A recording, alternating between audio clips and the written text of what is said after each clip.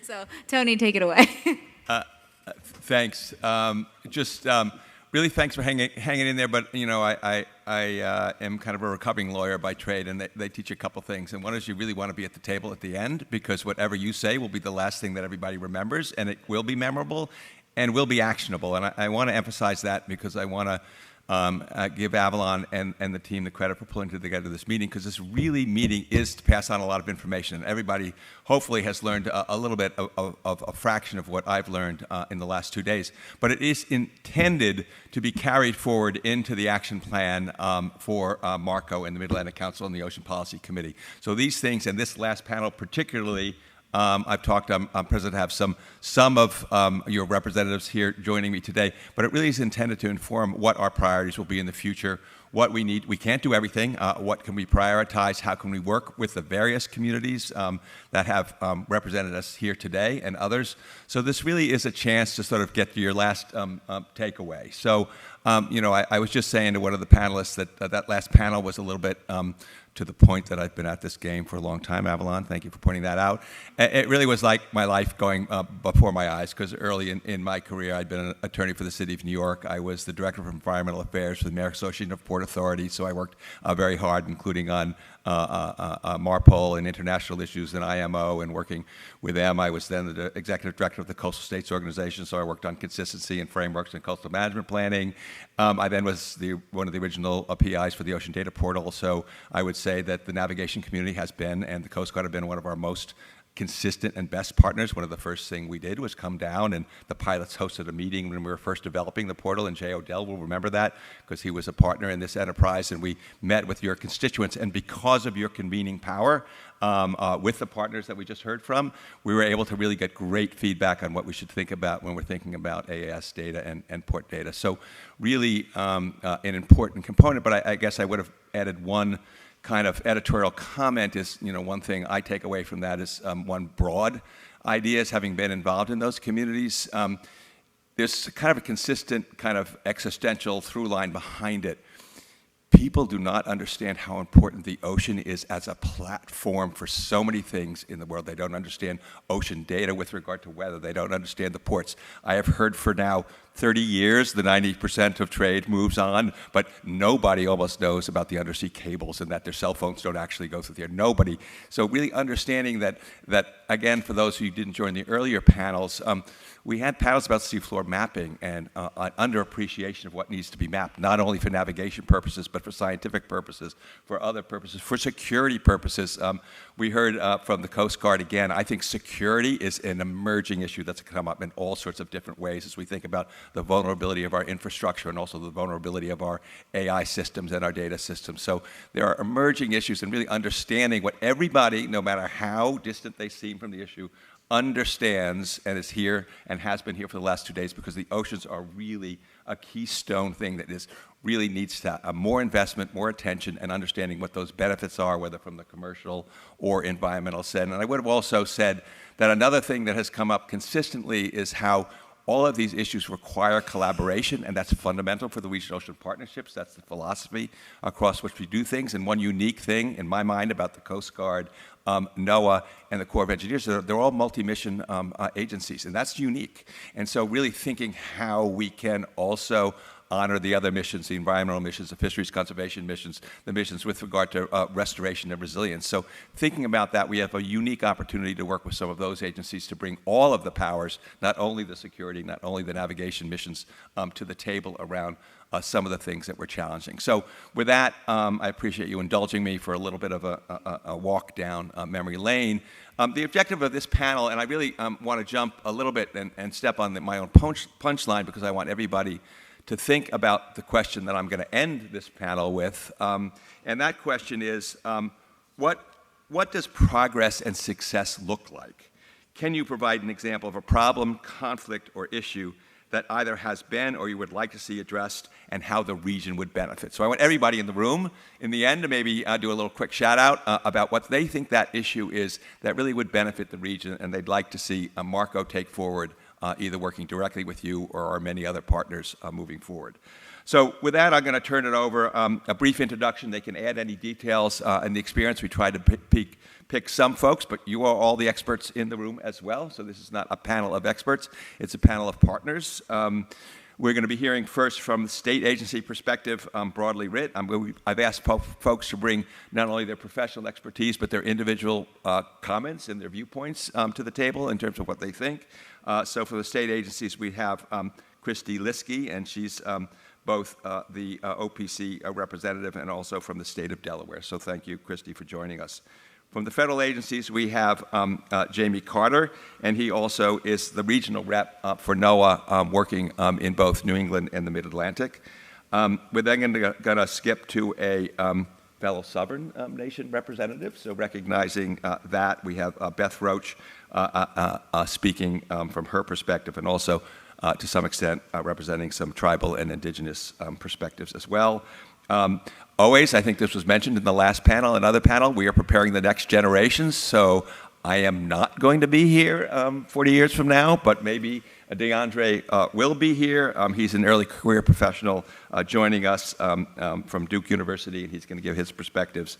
And finally, we're going to end up with the maritime theme, since we're sort of on that, with Captain Frank Rabena for the maritime industry from Virginia Pilots Association. So with that, I've just asked them just generally to be thinking a little bit about kind of 3 to 5 minutes, quick things, what their takeaways were from the forum, what they've heard the last 2 days, their thoughts about issues and actions that they'd like to see the ROPs and Marco take on in the coming year. So Kristi, if I could ask you to start us off, please. Yes, happy to. And I want to first apologize for anyone who's expecting Mike Snyder to be up here. He was on the agenda and couldn't come, so I am taking his place. And although I'm excited to be here among all these folks, I know he would have done this a really amazing justice. So just want to apologize for anyone who's surprised. So I think there's a lot of obvious key themes that came out of yesterday and today, but I'm going to go a little bit out on a limb here, just to be a little different, and say I think that the key theme I picked up on, and it just keeps playing in my head, is layers. So, okay, hear me out. I know you're all picturing that beautiful rainbow cake layer, the layered rainbow cake that was shown this morning during one of the sessions. But that is actually where it hit me. I was like, oh yeah, layers, that's the theme. But I'm thinking about really digging in and peeling back the things that we're trying to identify and getting to that simple, core, concrete message. And I think that's been shown all throughout yesterday and today. Like at the Coastal Hazards Resilience Network, we started out with some identified impacts that we thought about, and then digging in, we identified additional impacts and how to best utilize existing partnerships to coordinate around these coastal impacts from ocean changes. And then we went to the C4 planning session, and there was clearly, data layers, that's obvious, but we realized that these data layers need to combine to create a holistic picture of the seafloor and what we need to map as far as what we need as far as habitat conservation, finding cultural resources, and how they can stack up to be used for multiple reasons. And then what struck me during the fisheries habitat data session was how, through this collaboration of minds, we dug in and found that, we could be using this novel technology, eDNA, to enhance the essential fish habitat designations. And I'm sure all these things have been talked about and before, but I think that shows how digging deeper into what's on the surface and peeling back those layers is really important. And then today, we had the marine minerals session, and the obvious layer metaphor here is the layers in the sand that you see on those pictures where they dug down, and you could see, and that was so clear to me, and it was a very nice picture of in a way to show how these sands get dispersed and how the minerals get dispersed. And but figuratively, peeling back that very scientific information that goes way over my head and that they did an excellent job at describing to a non-geologist and making it accessible for people to use. And that's really brought us into that next session, the regional coordination session, where they were talking about accessible information and justifying why regional coordination is necessary through examples and stories. And then during the shellfish session, we got to understand the many ways and the many layers of shellfish contributing to the ocean economy. And then in this last session, the maritime commerce, I thought that was really interesting because it showed the multiple facets of coordination that go into national security and keeping us safe in a way that we're not seeing on the surface when we're looking at when we're safe. We don't know that all this coordination and all this is happening behind the scenes. And Captain Whiting said, you know, looking at that picture of a vast blue ocean, people look at it and they just see, you know, blue and it's all open, but there's so much going on. And shipping can only occur in certain suitable places. So I think when I think about bringing it all together into something that we can accomplish at the regional level, I think taking, you know, seeing what we see on the surface is one thing, but peeling back to get that core message is going to be important for Marco, I think, to be able to get people invested in what you are trying to do. A simple, concrete message is going to get people to follow you, and the only way we're going to get to that middle core is by understanding each layer of the story, each layer of impact, each layer of interested party and stakeholder and their voice and how they perceive the issue. And so I think that is really what I took away from the past couple of days is really trying to get deeper into that core message and peeling back those layers. And I hope that I now made you all hungry for cake, but not too hungry that you're going to be grumbling during this session.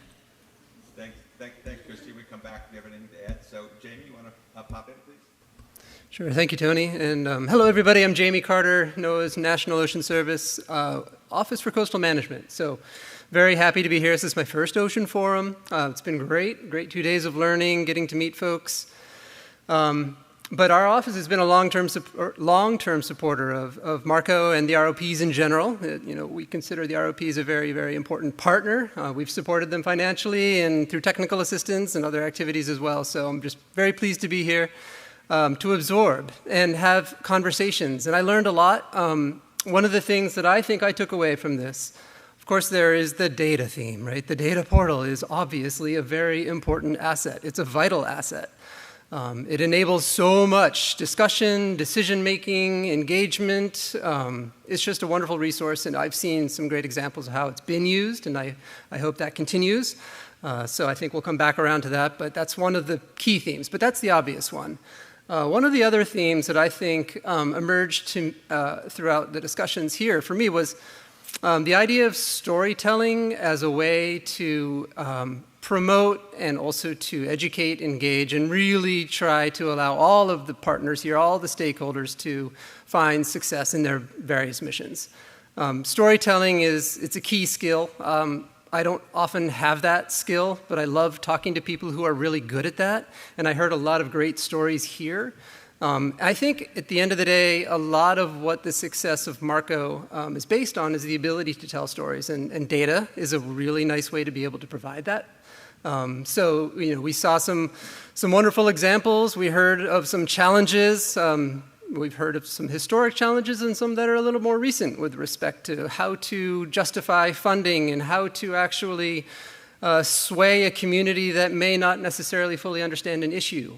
So these are the types of activities I think that Marco is so good at formalizing. And so I think going forward, the ideas around coordination, collaboration, communication, all can be kind of considered within that storytelling framework. One of the things that our office is really going to be looking for are ways that we can continue justifying our support of Marco and the ROPs. You know, we are going to require a lot of support from the public as well as Congress in order to keep the funding going. And so that's something that I think we can probably justify, again, using great examples of how the data portal are supporting some of those decisions. We work very closely with states and local communities, but the regional ocean partnerships and Marco specifically really provides a nice way for us to coordinate across state lines. And so there are a lot of these shared regional issues that only a body like this can tackle. So in order for us to be able to promote that and keep that going, let's continue with the great storytelling. Great. We're not going to go. We're going to skip over Diandre. We're going to come back down to here and ask Beth to share her perspectives, please.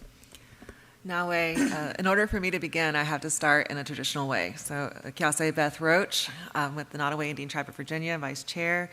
And it's custom for us to speak the words that literally it translates to come before all others. And so I'll do the top 3 lines in Nottoway, and then I'll interpret for you if you haven't brushed up on your Nottoway recently. So Yugari huadase, egwe hegwe, one chugak to get torad. Yugari huadase, inea honroch, one chugak to get torad. Yugari huadase, awa, one chugak to get torad. So we are grateful. We are grateful for the egwe hegwe. We're grateful for the people. This is the original peoples in our initial interpretation. So that would be my ancestors. That would be the Shinnecock ancestors, our Delaware and Lenape, our Upper Mattaponi, all of our ancestors here in this area, Chesapeake, Kecoughtan. It goes on. And when I'm in mixed company, I'd like to also acknowledge your ancestors. We're talking about an ocean here. We're talking about an ocean that brings ancestors from all different parts of the world. So let's call them in and be grateful for our ancestors together. Yugari Hodase Inia Honroach. We are grateful for the land. We're grateful for all the sacred lands that we're on, the lands that our people are on now and have been, and the lands that we've used in so many different ways. You can pinpoint some of our territory today in maybe 1 zip code or 2 or 3 or 4 or 5, but in our collective knowledge base, it was not done by zip code. It was done by our relationship to land. And I also would like to add in the land under the water. So this is to bring that theme in today as well. Yugari Hodasa Awa. It is like it sounds. We're grateful for our water. And we all know that this is our life. This is what binds us together. And everything our people do on land impacts our water. Now, our Thanksgiving address goes on and on and on. I would use it the whole time, if not more, to properly do it justice. But it gives every element of creation, and it gives a thankfulness to it. And it describes the relationship we have with each other. And our last words are, which means we are now of one mind. So appreciate y'all for becoming one mind with me. That's one framework. So that's the Thanksgiving address. That's Haudenosaunee, Iroquois, and that's our language group. Another framework that I'd like to offer my insight into is actually something that was led and developed by Dr. Kelsey Leonard, who has been a longtime leader of Marco, a Shinnecock scholar. And I've often said that she maybe has a little bit idea, but maybe has no idea how much of a hype girl I am for this framework. And it's called WAMPM. And if you have your phone, and if you have your computer, if you have a notepad, write down WAMPM, the Indigenous Framework for Sea Level Rise. So Dr. Kelsey Leonard developed this. It was written and released in 2021. It was a collective of federally recognized tribes. I come from a state-recognized tribe in Virginia, and as y'all know who work with federal funds, things have to go to federal tribes with their federal funds. And usually that really hurts my feelings. As this person who is a state leader that has done conservation work for over 20 years, we get a little miffed when we're not at the table. But I got to tell you, the work that they did in this framework was so phenomenal that I have no notes. 10 out of 10. It's so fantastic, and I really, really embrace it. And I'm going to walk you through it. And so wampum, if you don't know, you can check out my jewelry. You can check out Miss Margarita Smith's jewelry back there. It is our Quahog clamshell. You see it all the way up and down the coastlines. You've got a deeper purple that's up north, and you got like a lighter purple pink that comes into our Mid-Atlantic region. And this has been a huge part of our life. I mean, not only is it make beautiful jewelry, but you hopefully have seen wampum belts. And so they're treaty belts that are made out of our beads, and they give important messages, and they just, delineate very important things. And so the concept of wampum is so deeply rooted as a core concept within our communities. So let's break it down. So they put an associated a value with each of those pillars of letters. So W, witness. Their first advice to us is to witness, and this is really looking at tribal communities that are working on sea level rise, and I talk about that, but plus, so bear with me. Witness changes and patterns. Witness warnings from our natural systems. This morning, when we saw the 20,000-year-old paleo channels, that was something that I have seen in context and related to the Nottoway River, which that's an ancient river seabed, and we think about it connected to the seabeds, and we think about it in terms of 20,000 years. Well, that's a Cactus Hill site. That's one of the first sites that really disproved the Bering land stream theory. If you speak to many of us, and in fact, Mr. Hargreet said it today at lunch, if you ask us where we come from, we say, well, one, we've always been here. That's what you'll not often hear. And two, you'll often hear us say we come from the south. And that means to us, Yucatan Peninsula, and we migrate up and into where we are now. And so there's this concept of 20,000 years of tracing our ancestry. And then in my own territory, there's a proven continuous human occupation for the last 20,000 years. And they're thinking about closer to the melting of the ice age times, and what does the environment look like, and why were they there? Well, they're there because of the rich biodiversity. They're there because of what the land was able to offer. And my people were there up until the recent times for the very same reasons. And so when I love seeing that paleo channel, and I love thinking about how also, as my colleague from up in Panapani pointed out, like our riverbed systems were our homes, and how we've also seen so many changes with that. So acknowledge, A. So witness is W, A is acknowledge, and we're acknowledging our ancestors. And because I'm also part of the Tribal Caucus with Marco, so big shout out to Tribal Caucus. Raise your hands for the Tribal Caucus members that are in here. Yes, that's right. And so, pulling in from the things that I've heard from them as well. And when we think about acknowledging ancestors, Chief Dennis brought up a point about a lithic point that had been found on the continental shelf. How many years ago? Or does it date to? 23,000. 23,000. And so this is a lithic point that has been found in the ocean, but it's come from Upper Susquehanna.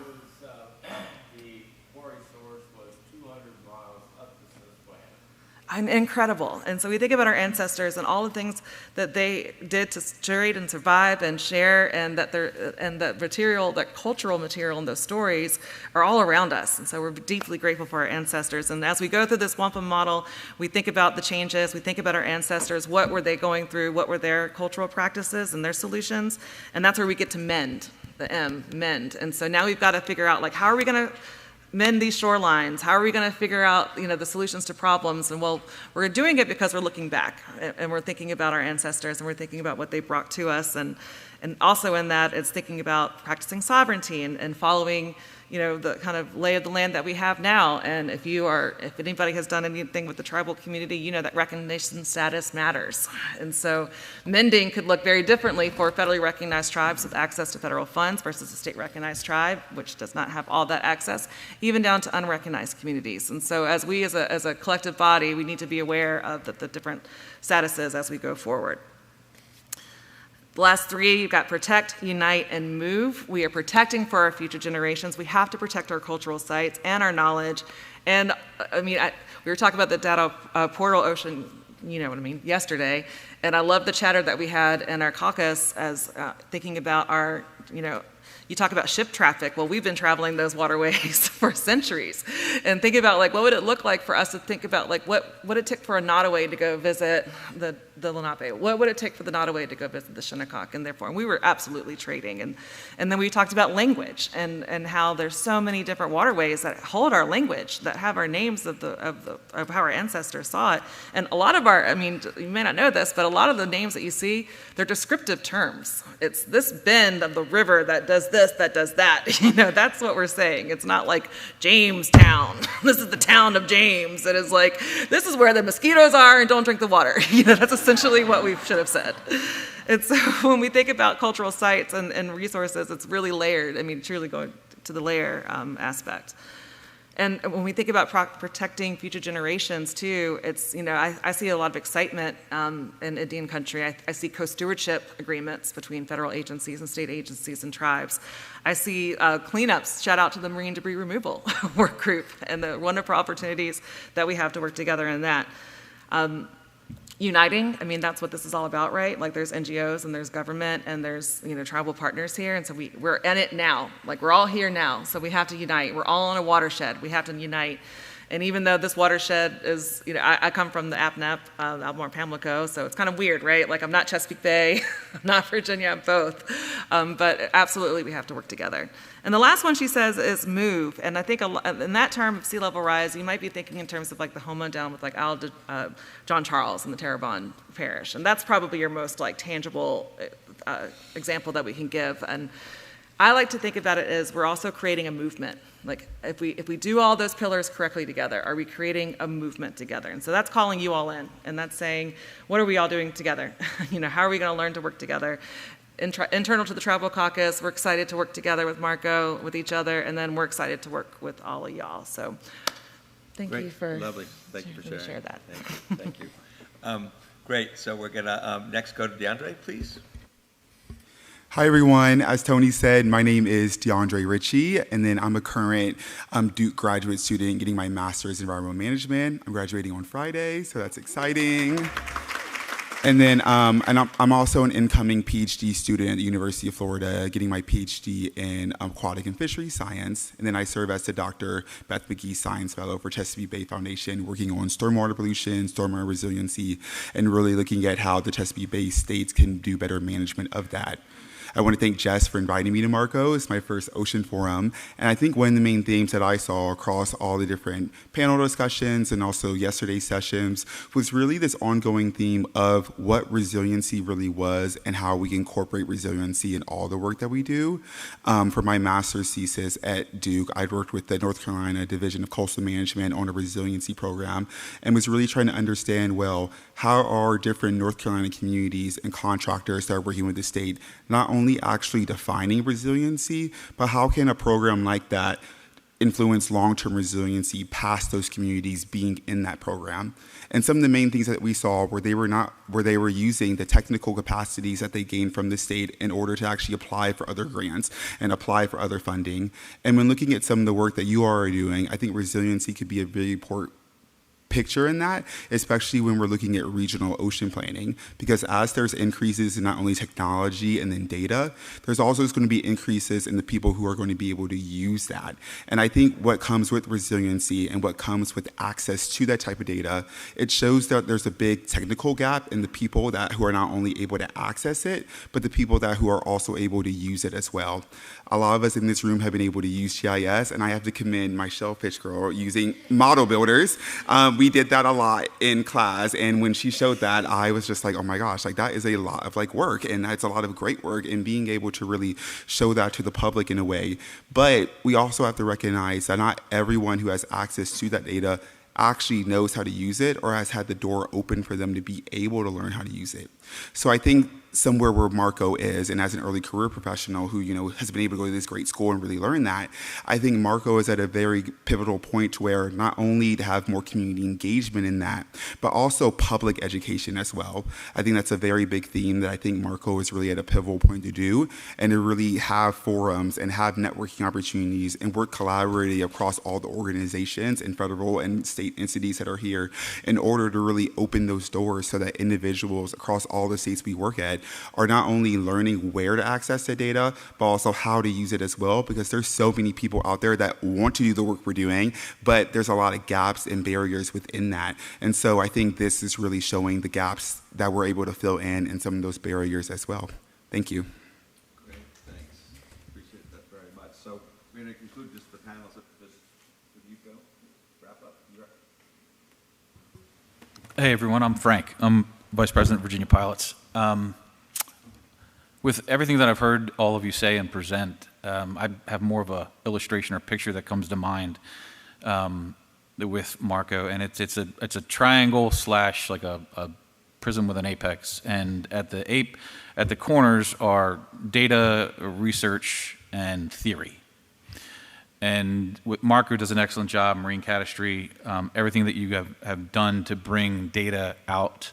I would like to see more years available past. I think it ends 5 years, right, for AIS data. That's all you can grab, so I'd like to see that.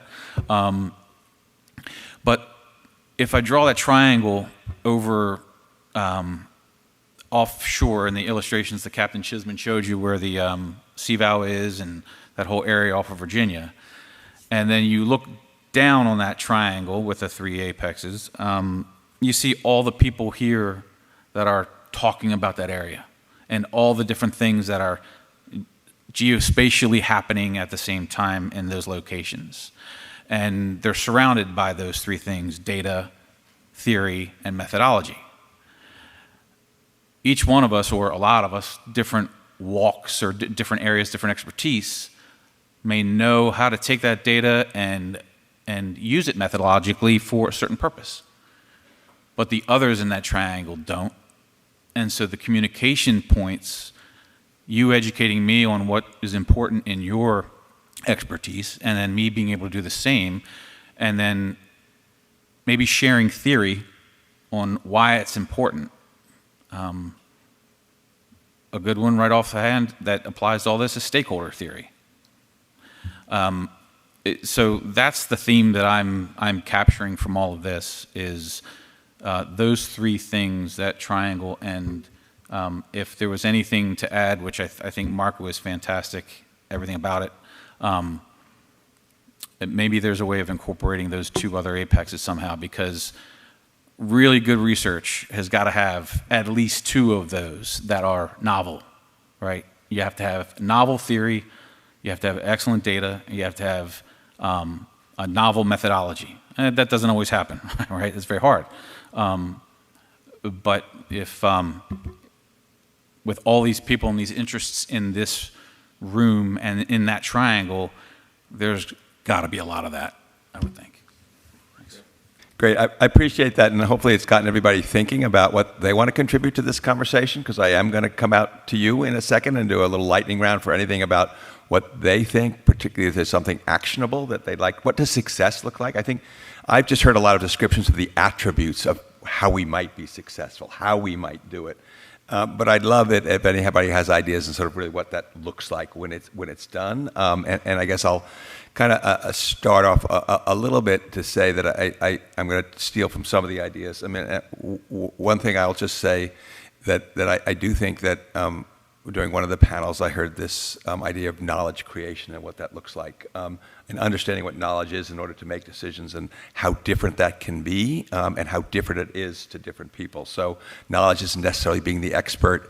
I mean, I sit down with these seafloor mappers, they blow my mind how smart they are, but they so much appreciate being able to understand how they can communicate the importance of what they do, how you put the importance. So I do think that thinking about knowledge creation and how that is different and what that everybody you speak to, no matter how young, no matter how many generations they go back, is bringing knowledge to the table. And so how do you think about galvanizing that around some actions that you want to do?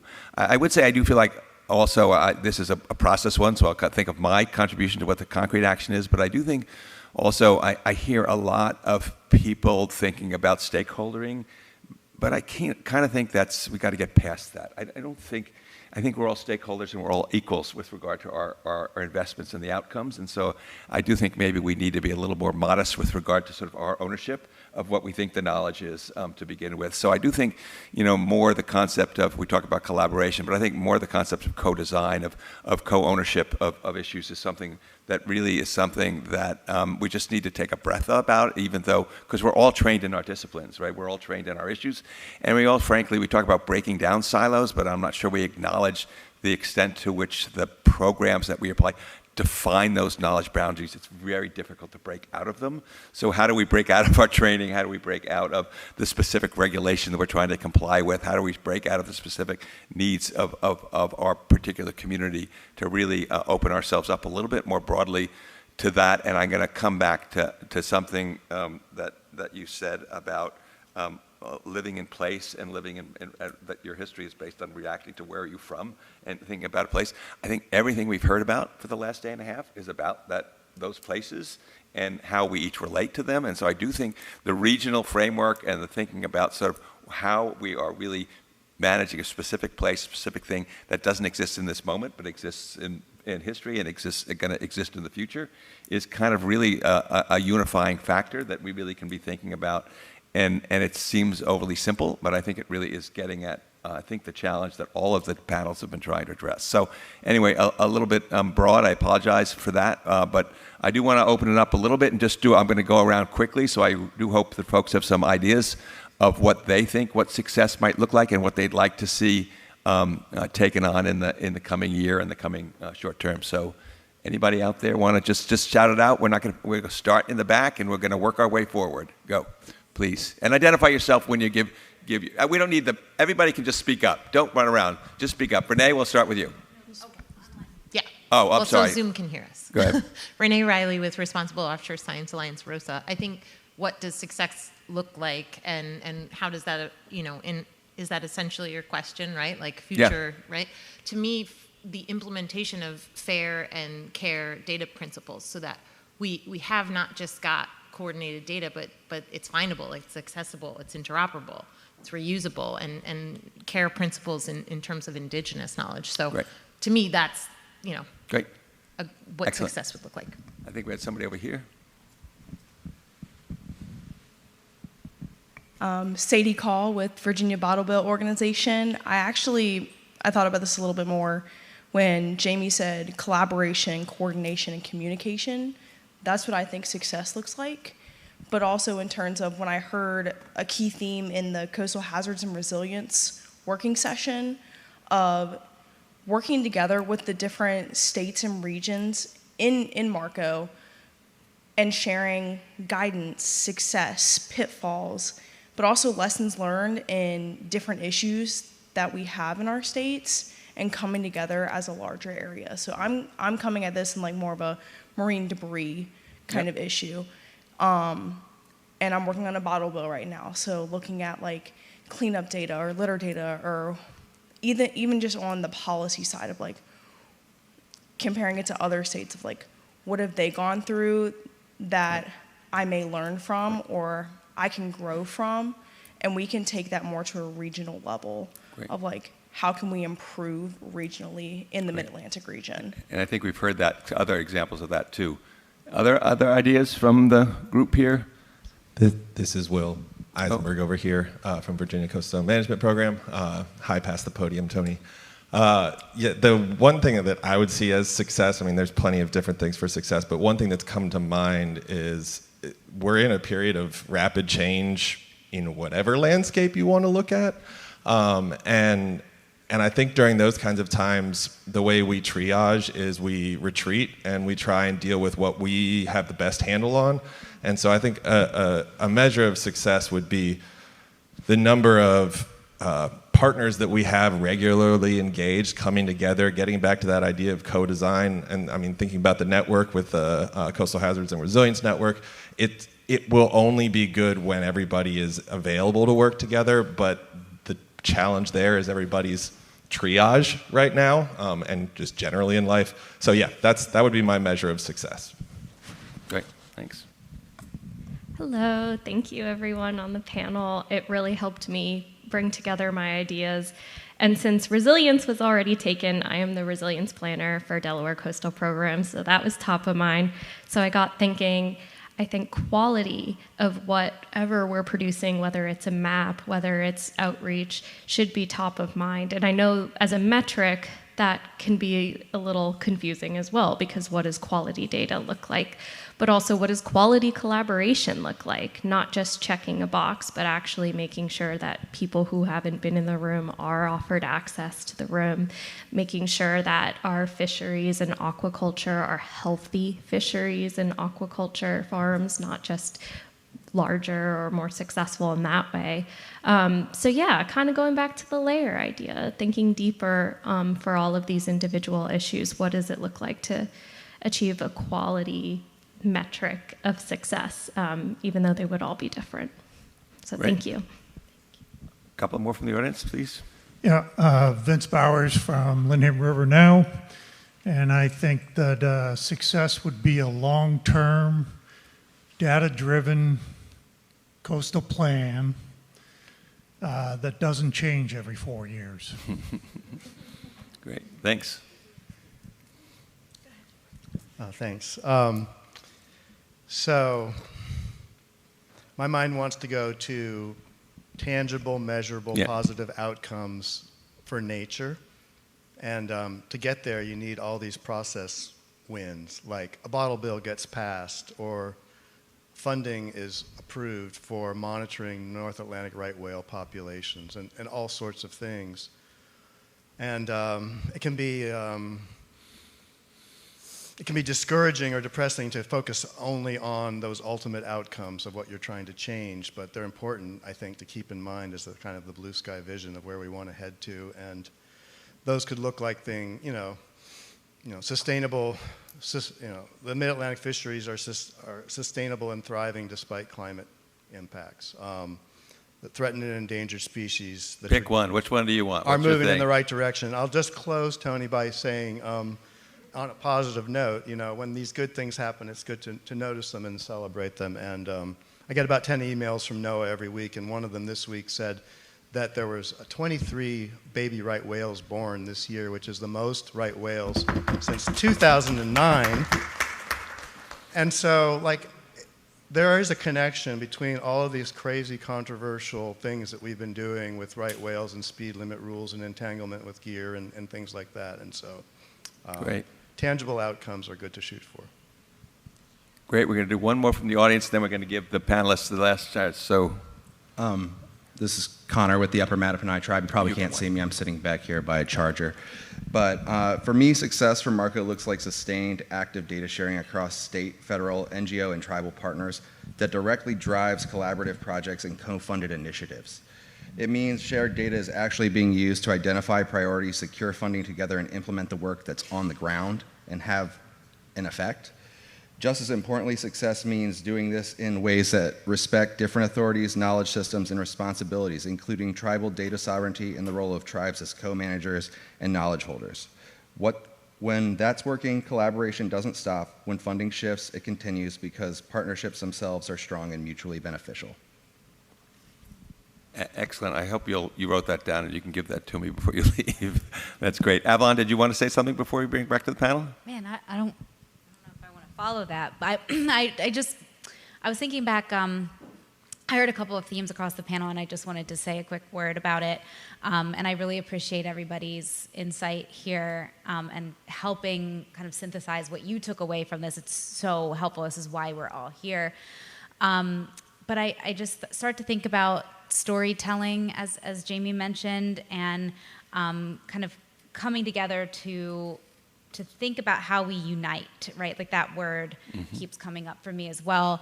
And I thought back then, somebody pointed out, the person that presented about the map that showed red versus green and this sort of tangible, you have a conservation action that you put into place, and then you can visualize over time the real impacts of that conservation action. And that to me is a lot of what Marco does, is this visualization, but we could do more of that. We could do more products that help show how policy and management is actually driving change in some way or reacting to change in some way, and what are those tangible impacts. So I really love the idea. We talked about this during last year's forum as well. This word storytelling comes up over and over and over again, and it just makes me think about the importance of the work that Carl Villikova does wherever he is with all of the tools on the portal, but that we could really think about scaling that up more. So great, thanks. We're going to go quick down here and get everybody on the panel because they have the thank you for joining us. But we're going to start with Kristi and work our way down. Please. Sure, thanks. And Avalon, you teed it up perfectly because when I think about success, for me, it's really connecting people to the ocean and those unseen features that they're not seeing when they're out paddleboarding and they see a dolphin pod jump through the waves. They may not be thinking about how that the environment that they're around and that feeling that we heard about this morning, that feeling of awe, that feeling of humbleness, the peace, the quality of life that the ocean brings, it all is dependent on these healthy systems, and connecting people to that deeper layer of the ocean where it all begins and where it all kind of coalesces into this system that allows us to enjoy it and to value it both economically and from a well-being perspective. I think that is really important, and that's where storytelling can come in, and where I think Marco can really shine in connecting people to those unseen ocean features. So I think success for Marco comes down to the ability to demonstrate measurably the effectiveness of the partnership. And the partnerships are federal, state, tribal, and others that need to be engaged in whatever the issue is. The issues, there will always be issues.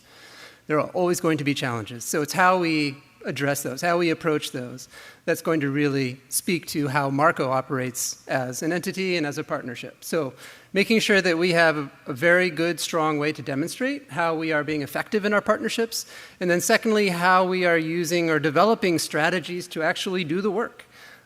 Thinking about leveraging funding, aligning plans and policies at state and federal level. We heard about 309 assessments earlier. I think we can be looking at 309 assessments at the state level and also some of the federal and regional priorities, and how can we better align those so that our matrixed programs aren't necessarily, I guess, being challenged by just internal workings. And then lastly, I can't not mention data and the portal. I am a data person at heart. I've always been.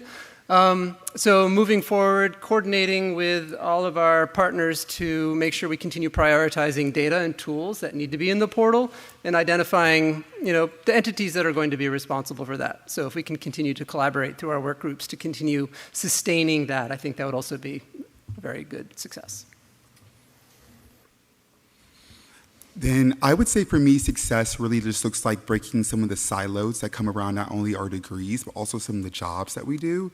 I think Marco has done really well not only putting this together, but also other forums and allowing people to collaborate.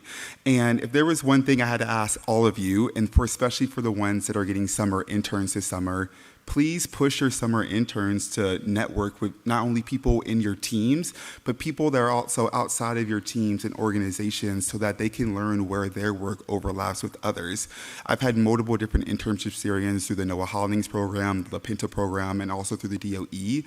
And some of my best people that I've met have been through those and from me getting pushed by my mentors to network with people.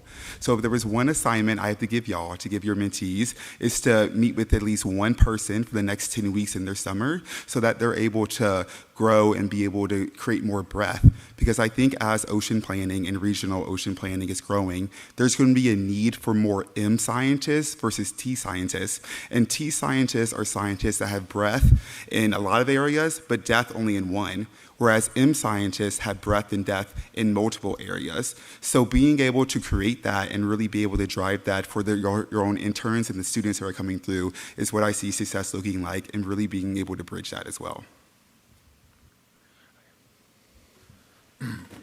I like what Jamie said personally, and I'd like to build on that a little bit.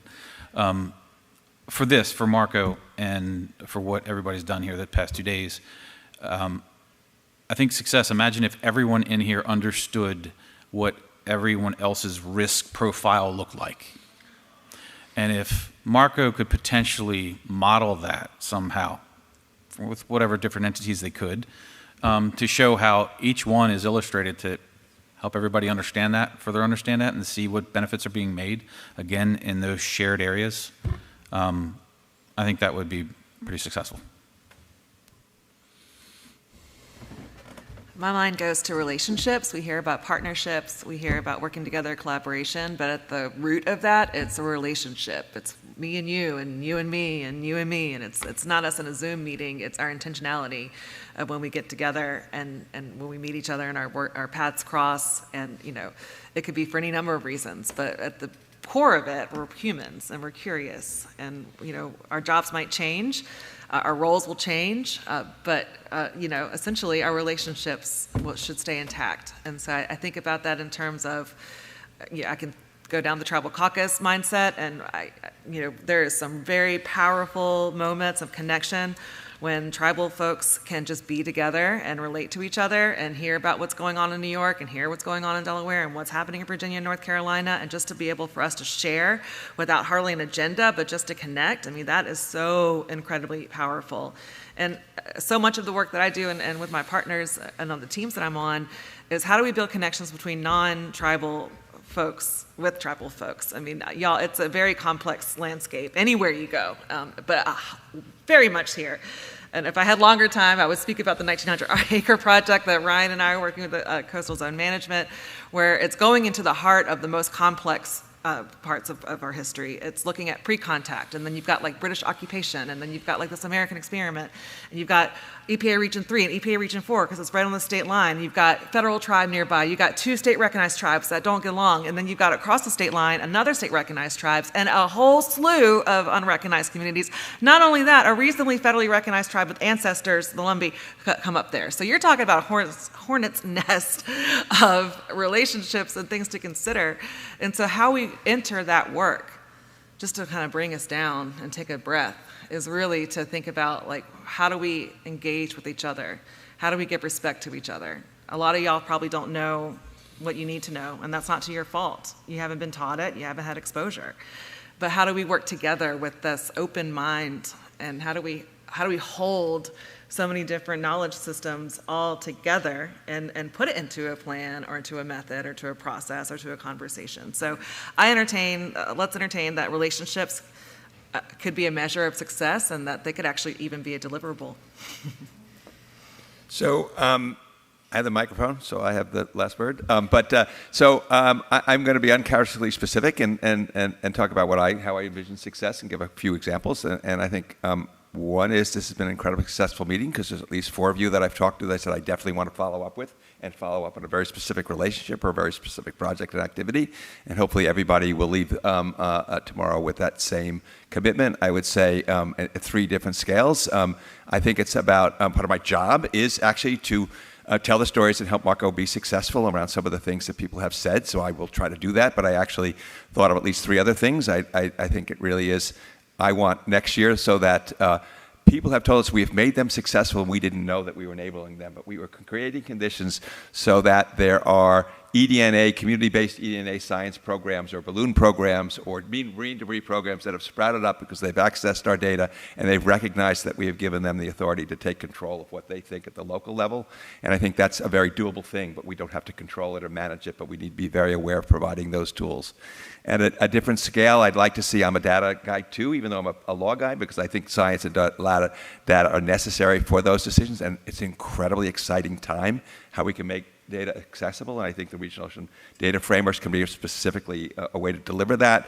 So I really would like to see if anybody wants the seafloor mapping thing, the tool that we're developing on the portal so that people can set priorities, identify. I'd like to have a hackathon or 2 so that everybody who is really understands how to manage data and access data can actually develop how we could use that tool to address a lot of different issues in the ocean, not only seafloor mapping, but I think it's very adaptable. So I want like 3 hackathons around topics that they can use it, and they can use it for their own purposes with their capacities and what they know, and they don't have to be experts to do that. And the last one is my I've worked in 20 years, so 40 years, but the dream is that, I think everybody understands we are underinvested in the ocean as something that will create value, and that value will be in the abstract values of the value of the ocean to what inspires us, to the concrete values of what navigation generates, for the incredible value that it generates relative to economic opportunities, and that environmental management and regulation of data is not considered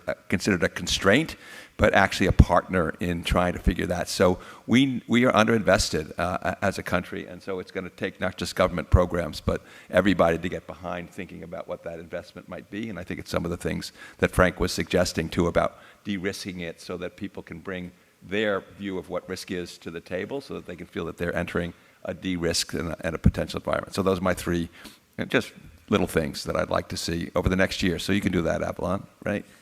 So anyway, I want to thank everybody on the panel, everybody who stuck around to bear with us today. So very much. Give a round of applause for our panel.